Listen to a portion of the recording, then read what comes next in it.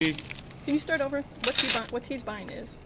What he's buying is it's basically a system of shoes and pedals that work together where you have a very stiff cycling shoe that doesn't flex at all. That's what you want when you're cycling.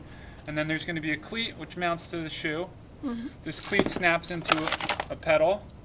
That's a dedicated click-in only pedal, not too comfortable to ride with a regular sneaker. It's more for people seeking performance. The advantage of being clipped in is that now when you're in a situation where you're doing cycling, where you're riding at a high RPM, you're doing like aggressive riding, on a normal sneaker and pedal, your foot's kind of floating around on that pedal. So your knee's never really doing the same thing twice.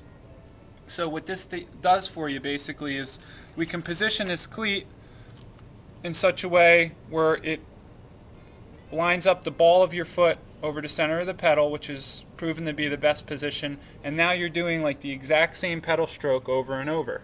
So it's less wear and tear on your knee, it's a lot more comfortable on your foot. In a sneaker, your sneaker's flexing and then rebounding each time.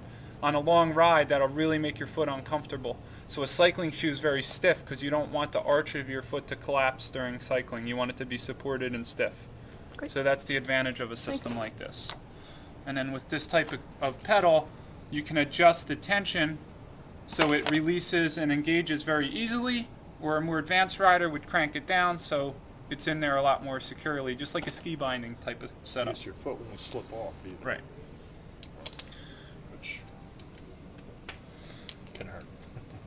So what I'm doing is I'm basically mounting these cleats in a position which is like neutral, smack dab in the middle, assuming you have perfectly symmetrical feet and perfectly symmetrical pedal stroke. When I do bike fittings, some of the aspects of a more advanced bike fitting are basically I spend a lot of time positioning these cleats to really optimize each person's particular pedal stroke, because no two people pedal the same. People's knees are different, and people have different issues with their ankles and toes, and where this cleat can be positioned on the shoe can change dramatically. So I'm going to put it in the smack dab center. Yep.